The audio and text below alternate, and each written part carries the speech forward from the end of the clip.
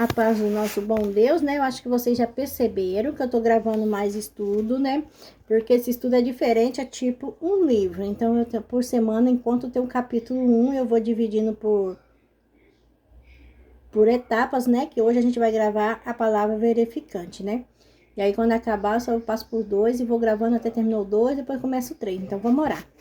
Querido Deus, eterno Pai, muito obrigado, Senhor, por estudar a Tua palavra, que Teu Espírito Santo esteja conosco para poder entender e compreender, em nome de Jesus. Amém. Vamos estudar hoje a palavra vivificante. Qual é a natureza da palavra de Deus?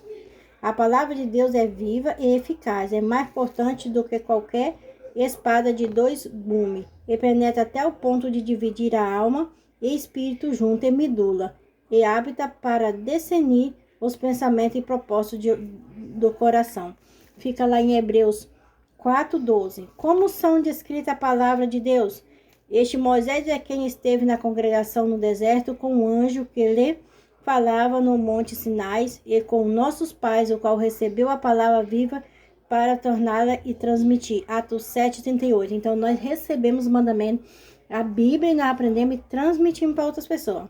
O que declarou Cristo sobre sua palavra?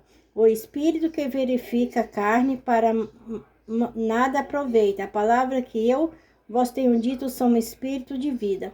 João 6:63. Que testemunho Pedro deu a respeito da palavra de Cristo? Respondeu-lhe Simeão: Pedro, Senhor, para que iremos? Tu tens a palavra da vida. Então Pedro falou: para onde é que iremos? O Senhor tem a palavra da vida. João 6:68. O que Cristo declarou dos mandamentos de seu Pai? E sei que os seus mandamentos é vida eterna. João 12:50. Então, os mandamentos de Deus são os 10 mandamentos que está lá em Êxodo 20, recebe a vida eterna. Que lição encerrava o alto de Deus em alimentar o povo de Israel com maná? Ele te humilhou e te deixou ter fome, e te sustentou com maná, que tu não conhecia, nem teu pai o conhecia, para te dar a entender que não só de pão viverá o homem, mas de tudo que procede da boca do Senhor viverá o homem. Deuteronômio 8:3. Como Jesus interpretou essa lição? Replicou-lhe Jesus: em verdade vos digo, não foi Moisés quem vos deu o pão do céu. O verdadeiro pão do céu é meu Pai que vos dá, porque o pão de Deus é que desce do céu e dá a vida ao mundo. João 6:32-33. Em explicação adicional ao significado dessa lição, o que Jesus declarou a si mesmo? Declarou-lhe, pois Jesus: eu sou o pão da vida, quem vem a mim jamais terá fome, o que crê em mim jamais terá sede. João 6:35. Que benefício resulta de comer esse pão da vida? Assim como o Pai que vive me enviou, igualmente eu vivo pelo Pai. Também quem de mim se alimenta, por mim viverá. Este é o pão que desce do céu, e nada é semelhante daquele que vossos pais comeram, contudo morreram. Quem comer desse pão viverá eternamente. João 6:57-58. Que exemplo é relatado de alguém que se alimenta da verdadeira maná? Achada as tuas palavras, logo a comi. A tua palavra que me for o gozo e a alegria para o coração, pois pelo teu nome sou chamado, Senhor Deus dos exércitos. Jeremias 15:16. Então, o pão do céu aqui é a palavra de Deus, a Bíblia, a Sagrada Escritura, que nós temos que estudar. Que nome é aplicado a Jesus como sendo revelação do pensamento de Deus na carne? No princípio era verbo, e o verbo estava com Deus, e o verbo era Deus.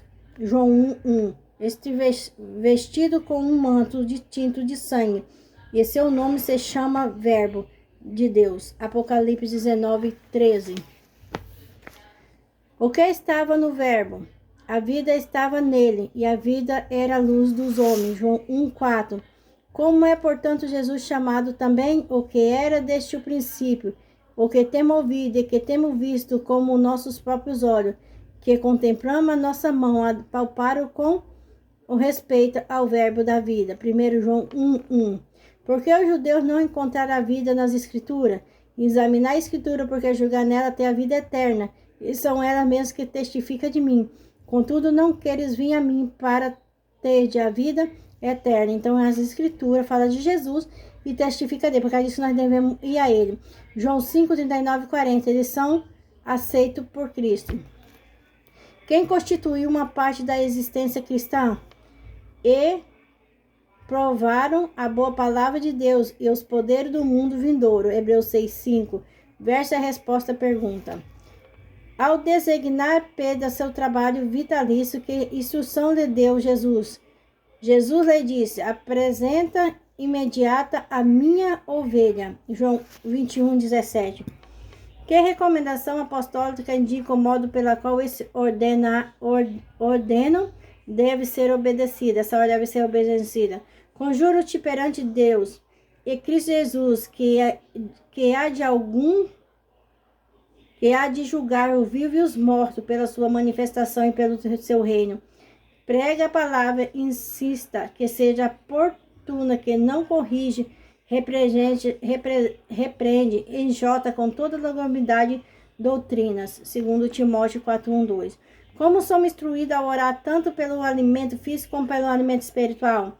O pão nosso de cada dia nos dá hoje. Mateus 6:11. Quando o verbo se faz carne e habitou entre nós, que o verbo é Jesus, o pensamento de Deus foi revelado em forma humana. Quando o homem santo de Deus falara, inspirado pelo Espírito Santo, os pensamentos de Deus foi revelado em linguagem humana, a união do divino e do humano na manifestação dos pensamentos de Deus e da carne é chamado ministério da piedade, e há mesmo ministério da união e pensamento divino, linguagem humana. As duas revelações de Deus na carne e na linguagem humana são ambas chamadas a palavra de Deus. Ambas são a palavra da vida. Aquele que deixa de encontrar a Cristo dessa maneira nas Escrituras não pode ser alimentar da palavra vivificante, Então amanhã nós vamos continuar,